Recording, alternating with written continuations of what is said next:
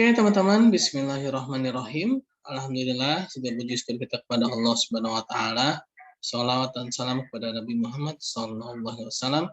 Kita pada pagi menjelang siang ini kembali kita kuliah, pertemuan ke-7 ya menjelang UTS ya.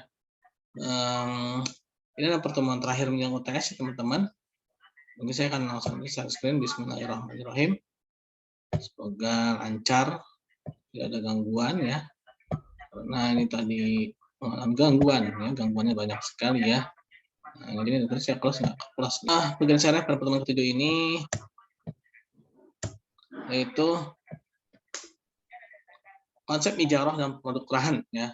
Nah, jadi bagaimana mengimplementasikan ya ijarah. Nah, kok bisa ada ijarah sih? Jadi gini, ijarah ini terjadi ketika ada dijaminkan ya barang gadai yang dijaminkan pada suatu akad rahan dari PT Pegadaian ya.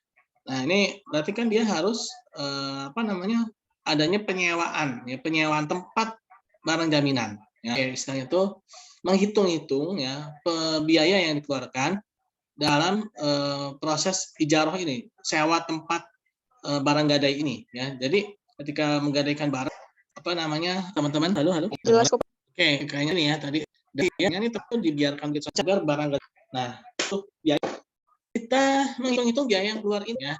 Nah, disinilah adanya pegadaian. Dan inilah yang akan menjadi perbedaan ya, yang mendasar antara pegadaian konvensional atau pegadaian pada umumnya ya dengan pegadaian syariah ya secara intinya ya. Nah, biaya sewa temenan. Hal ini dapat dijelaskan sebagai berikut. Pertama, nilai taksiran barang jaminan yang digadaikan, perhitungan tarif jasa simpanan dimaksud perhitungan 5 per 5 hari sehingga 1 hari dihitung 5 hari ya. Hanya menyimpannya 1 hari tapi tetap dianggap itu 5 hari. Jadi ketika masuk ke 6 hari dihitung 10 hari gitu ya. Nah, jadi dia berdasarkan hari ya. Jadi satu ya, ini perbedaannya. Jadi dia itu dihitung berdasarkan berapa pegadaian itu berapa lama dan itu biayanya pernikahan secara internal ya teman-teman. Jadi nanti ada kebijakan per hari atau mungkin bisa jadi per minggu ya, secara inti dalam sistem penghitungan biaya sewa pada sistem gadai itu dia bukan berdasarkan pada ya, itu sebenarnya yang menjadi pokok ya, tapi dia dihitung berdasarkan pada berapa hari ya, dan tarif itu jadi bisa per 5 hari, bisa per hari, bisa per minggu ya, itu tergantung kebijakan dari PT. Misalkan nih di sini dituliskan ya, dikenakan tarif jasa simpanan misalkan Rp 90 per 10 hari masa penyimpanan untuk setiap kelipatan taksiran marhum emas ya. Artinya Rp 90 ini ya, Rp 90. Nah, ketika ada barang gadai ya, barang gadai yang dia dia dinilai ya, nilai taksiran itu bisa jadi beda. Misalkan gini, 2,5 juta dengan handphone yang harganya 5 juta. Ditaruh di tempat yang sama ya dalam sebuah pegadaian ya, dalam sebuah pegadaian. Nah, karena perlakuannya sama ya dan juga fasilitasnya sama, maka biayanya bisa sama ya. Nah, ini yang menjadikan perbedaan konvensional. Orang yang menggadaikan handphone yang dengan nilai itu misalnya dia dapat pinjaman 2,5 juta. Dia akan beda tuh biayanya itu dengan yang harganya 5 juta. Padahal perlakuannya sama. Nah, jadi yang konvensional itu dia tidak melihat apa yang diberikan gitu ya, tapi dia melihat pada nilai pinjamannya ya. Padahal secara tempat si orang ini sama nih yang punya handphone 5 juta yang dengan 2,5 juta ini dia sama-sama nilainya itu ya di tempat yang sama gitu ya. Fasilitasnya juga sama. Nah, kalau syariah itu dia kalau dari pihak si nasabahnya yang melakukan pegadaian itu dia meminta untuk biaya lagi gitu ya karena adanya servis tambahan gitu kan. Tapi kalau sama ya, maka biayanya juga akan sama walaupun nilai nominal pinjamannya beda ya. Nah, tapi barangnya sejenis ya.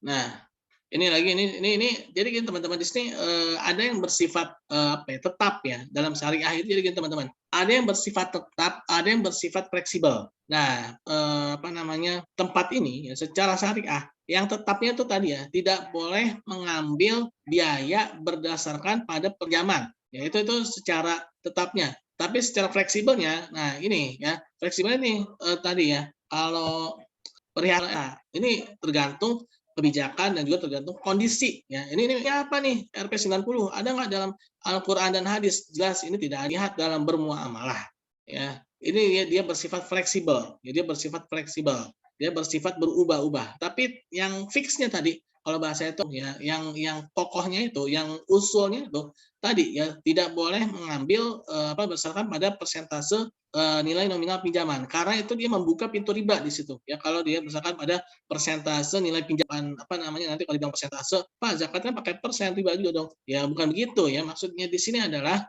kalau dia berdasarkan pada nilai pinjaman, ya pada nilai pinjaman, nah dia akan membuka pintu riba, ya dia akan membuka pintu riba.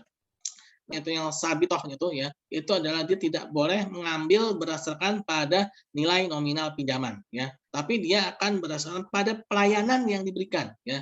Barang yang mungkin harganya berbeda tapi sejenis tadi misalnya handphone tadi ya, walaupun secara tempat dia walaupun secara harga dia beda, tapi karena tempatnya sama, perhiasan ya, barang-barang yang kelasnya masing-masing ada ya, ada kelasnya masing-masing.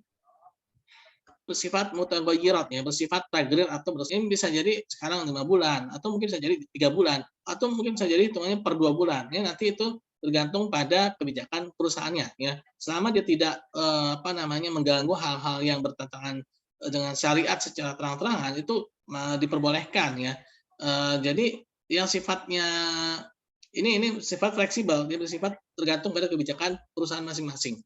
Ya tadi ya, yang sabitohnya itu yang tidak boleh dilanggar itu tadi ya, tidak boleh mengambil berdasarkan dari nilai pinjamannya ya. Nah, tapi harus mengambil dari apa sih fasilitas yang diberikan. Nah, fasilitasnya itu jadi gitu ya teman-teman ya. Fasilitasnya sama enggak? Kalau fasilitasnya sama, perlakuannya sama, walaupun barangnya itu harganya berbeda, biayanya sama ya. Biayanya sama karena tempatnya sama ya.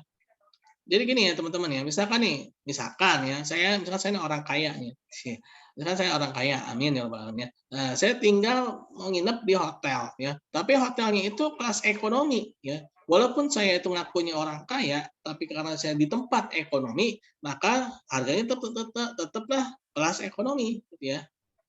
Nah, tetap di kelas ekonomi harganya, nggak mungkin tetap berubah karena nih karena Pak Hasbi ini orang kaya ya, karena Pak Hasbi ini orang kaya, maka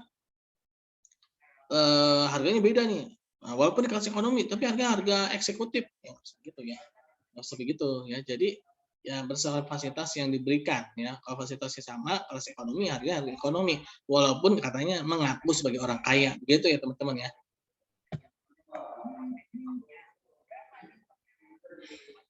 Nah ini Mas Berian, kalau sih contoh-contohnya aja nih teknonik ya. Nah ini adalah rumus ya. Ini adalah rumus biaya ijarah ini juga dia bersifat mutaghayyirat ya. Dia bisa ada nilai nominal pinjaman ya. Maka dia akan istilahnya mutaghayyirat ya, bisa jadi berubah-ubah. Itu tidak masalah ya.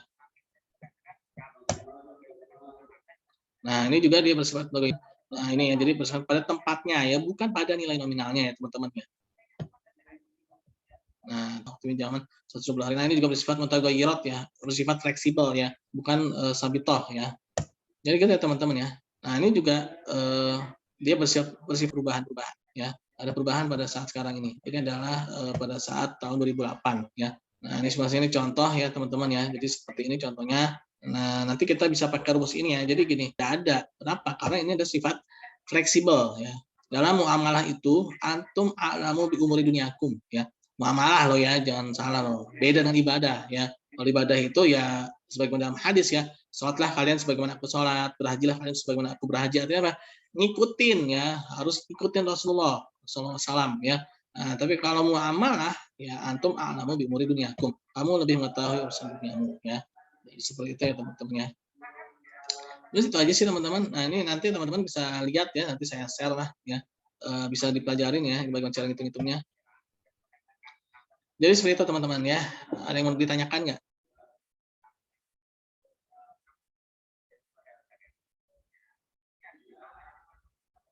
Halo? Ada yang mau ditanyakan?